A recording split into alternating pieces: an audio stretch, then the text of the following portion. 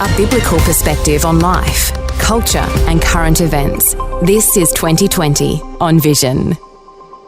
It's Australia Day, and we've been looking at the Christian influence on the establishment and ongoing progress of the new colony in New South Wales. But now we're going to take a more sobering look at some of the darkest moments in our history, but also the Christian response to this darkness. So right now, as we explore Australia's Christian heritage, we do so at a time when revisionists have been working to erase our Christian history. Our early history includes the Christian response to the often volatile conflicts between the white settlers and the Aboriginal people.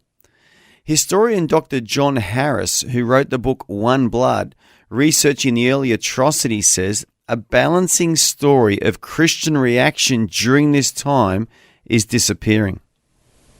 The truth is still not being told about Aboriginal people, because what's not being told are the positive aspects of the role of the missions, because Christianity and the churches are being written out of the national curriculum.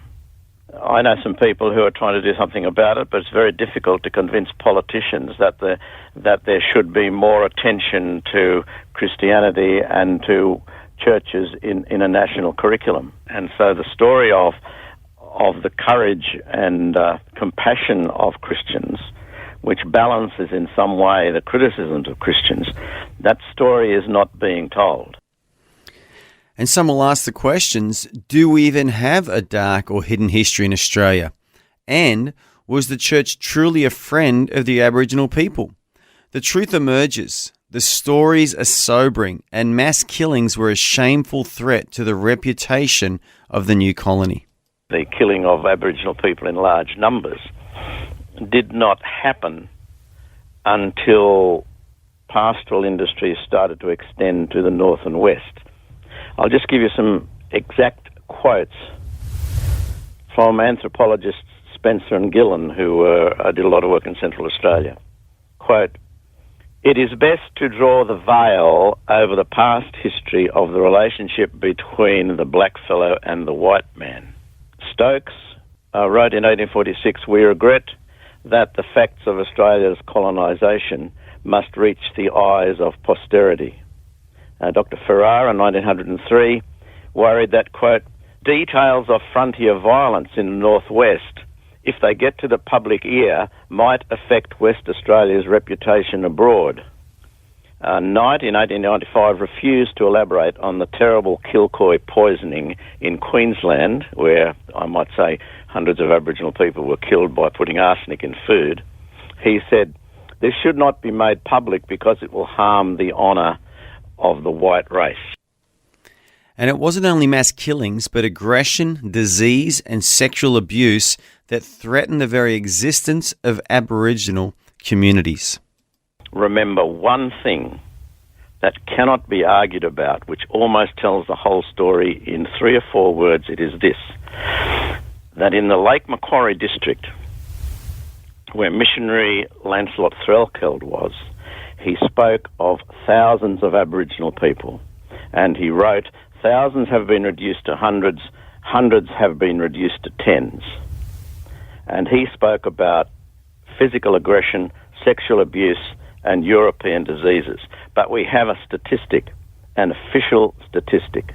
The census from Lake Macquarie district in 1837, and remember that 20 years earlier Threlkeld had said there were thousands of people. The return from Lake Macquarie, that's present-day Newcastle, was this: 28 men, 2 women, 2 boys, no girls. And some may ask, where were the Christians? Well, as reports of atrocities against Aboriginal people began to emerge, Christian pulpits were strongly advocating for the welfare of Aboriginal people. In early Australia, it's pretty hard to talk about the church when you've only got kind of a handful of clergy and so on. But what we have to say about those early Christian clergy is that while they might have all been tarred by the brush of, European superiority, we've got a better culture, than Aboriginal people, etc., etc., we've got to change them to be like us. these clergy were appalled at the killing of Aboriginal people because they knew that Aboriginal people were human beings and therefore were created in the image of God. And in every denomination, of which there was a church and a clergyman in Sydney in the early years of the early 1800s, in every church, this was forcefully spoken about from the pulpit and written about.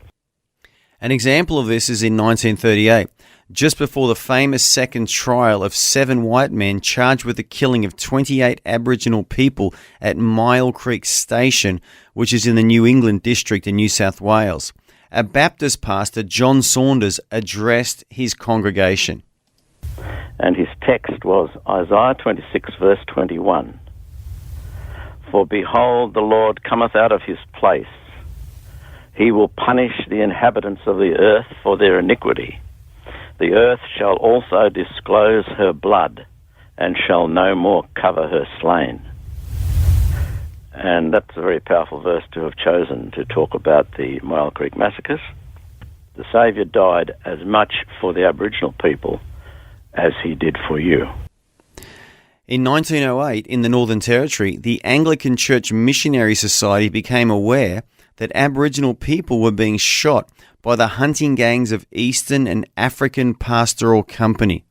The church played a vital role providing sanctuary for Aboriginal people on the Roper River.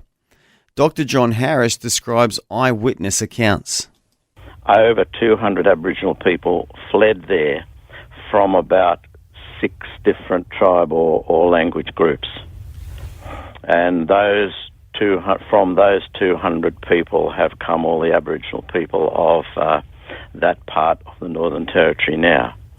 And they went there. I've spoken to some of them when they were still alive in the 1960s, Barnabas Roberts, who spoke of the killing of his father, the killing of his mother, the shooting of his grandmother.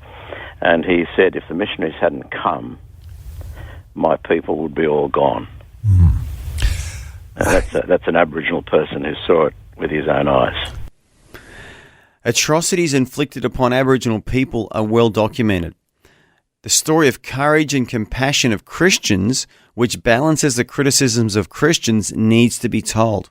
And as Dr. John Harris reflects on the mobilising of the church and the formation of missions, he reflects that while the church was able to do good things, it was never enough. Thanks for taking time to listen to this audio on demand from Vision Christian Media.